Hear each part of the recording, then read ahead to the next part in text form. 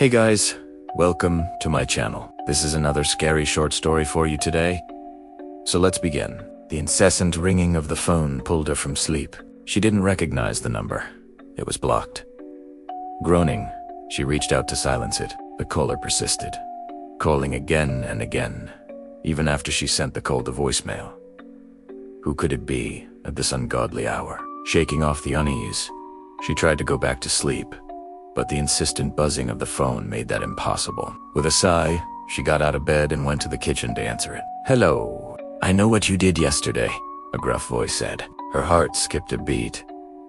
"How do you know me?" "I know things about you," the voice continued, ignoring her question. "Things you did last night. Things your boyfriend told me." Her blood ran cold. This couldn't be a coincidence. How could this person know about her and her boyfriend? Had he told someone about their fight? The thought both scared and angered her.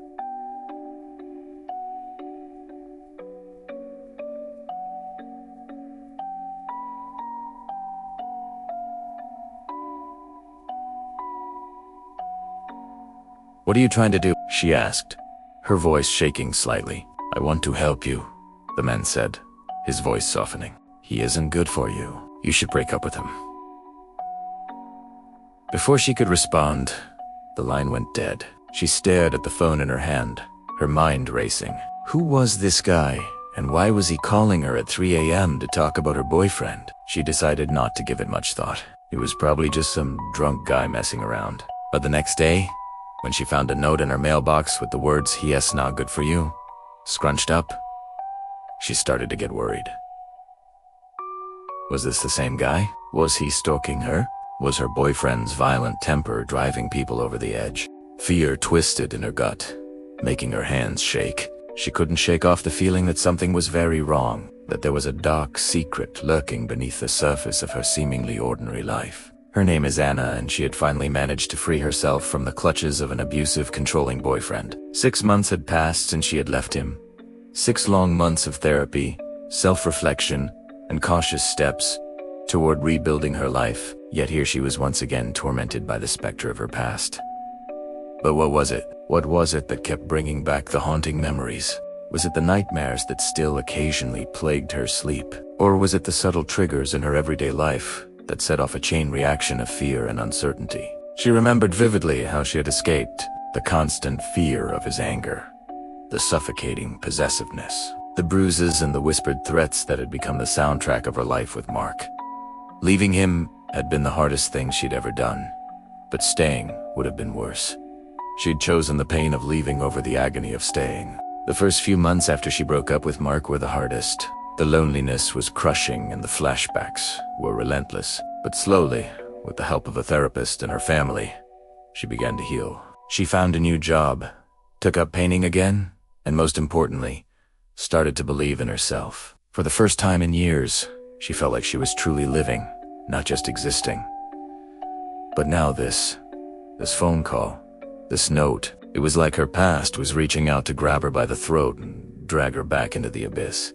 The insidious dread that had accompanied her every step of the way since she left Mark was beginning to resurface. And with it, the paralyzing fear that had been her constant companion during her relationship with him. Anna's heart pounded against her ribs like a trapped bird. As she sat in her car staring at the house before her, this was Mark's house. The place where she had spent the last 2 years of her life. The place where she had endured the torment of his abuse and slowly lost her sense of self. Why had she come here? She knew there was no logical reason. Yet here she was, driven by an unsettling need to confront her past. As she hesitantly opened the front door, a wave of memories washed over her. Each one a painful reminder of the trauma she had endured within these 4 walls. The living room, with its faded floral wallpaper and threadbare rug, was the silent witness to countless tears she had cried. The kitchen, with its chipped countertops and worn cabinets, had seen too many heated arguments and whispered threats. The bedroom, once a sanctuary, had become a battleground. The bathroom, once a place of solace, had turned into a chamber of horrors. Each room was a portal to a different layer of her torment, each room echoing with the pain of her past. In the depths of her despair, She had allowed herself to be convinced that she was unworthy, that she deserved the torment she endured. But now, standing amidst the ruins of her past, she realized that it was nothing short of a testament to her strength and resilience. It was a place of pain, yes, but it was also a place of growth, of healing, of learning to love and value herself again. She was no longer the timid, insecure girl who had first stepped foot into this house. She was a survivor, a warrior who had stared into the abyss and emerged stronger on the other side. Determined to reclaim her life, she had taken the first tentative steps towards independence, moving into a small apartment and starting a new job. With each passing day, she felt herself becoming more confident, more assertive, more alive. She had found solace in the support of her friends and family, who had rallied around her, offering their love and understanding without judgment or pity. There were days when the road to recovery seemed long and arduous, when the shadows of her past threatened to engulf her. But with each new sunrise, she woke up, more determined than the day before, to heal, to grow, to love, and most importantly, to forgive. As she stood in the wreckage of her past, surrounded by the ghosts of her former life, she realized that she was no longer afraid. She had faced her demons and emerged victorious. The house might still stand as a symbol of her suffering, but it no longer held any power over her. She was free. However, her journey towards healing was far from over. As the weeks passed, the unsettling feeling of being watched intensified, seeping into her daily life like a venomous snake. Simple, everyday occurrences began to take on a sinister undertone. A black car that seemed to follow her, a pair of eyes that seemed to stare at her from darkened doorways, whispers that carried snippets of her name on the wind. Each incident, though seemingly insignificant on its own, wove together a tapestry of unease that threatened to consume her. And then there were the dreams, nightmares that twisted and distorted reality, where the face of her abuser was a constant, looming presence, forever chasing her, forever threatening her. Her haven, her home, had become a battleground of fear and uncertainty.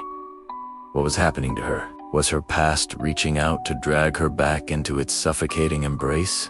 Or was it all just a figment of her imagination, a byproduct of the trauma she had endured? The relentless torment of her past refused to remain buried. It clawed its way into her present, transforming the familiar into the frightening. Her nights were filled with terrors that mirrored her darkest fears, while her days were haunted by a growing sense of dread. The line between sanity and madness began to blur, and she found herself questioning the very nature of her reality. One day, while exploring a local antique store, she came across a dusty old book on magic and witchcraft. Its leather cover was adorned with strange symbols that seemed to writhe and twist before her eyes.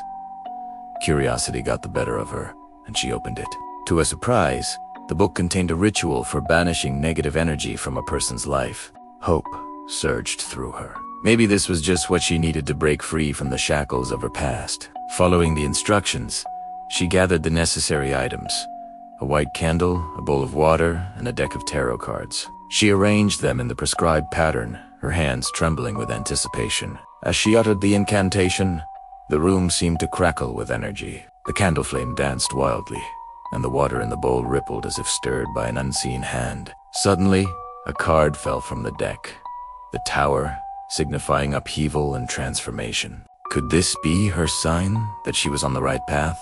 With newfound determination, she repeated the ritual every day, hoping to banish the darkness that had become her constant companion. Through the ritual, she confronted her fears, her pain, and her anger, releasing them into the flickering flame of the candle. Slowly, ever so slowly, the oppressive weight on her chest began to lift. The nightmares became less frequent, the whispers in the shadows grew fainter, and the unsettling feeling of being watched faded into the background. As the weeks turned into months, she found herself embracing life once again. The colors seemed brighter, the laughter of children sweeter, the touch of a loved one more precious. She had emerged from the depths of despair stronger, more resilient, more alive. The scars of her past would forever be etched upon her soul, but they no longer defined her. She was more than her scars.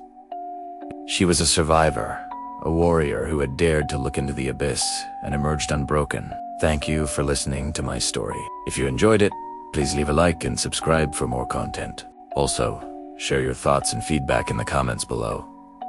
Your support means everything to me. Until next time, take care and stay safe.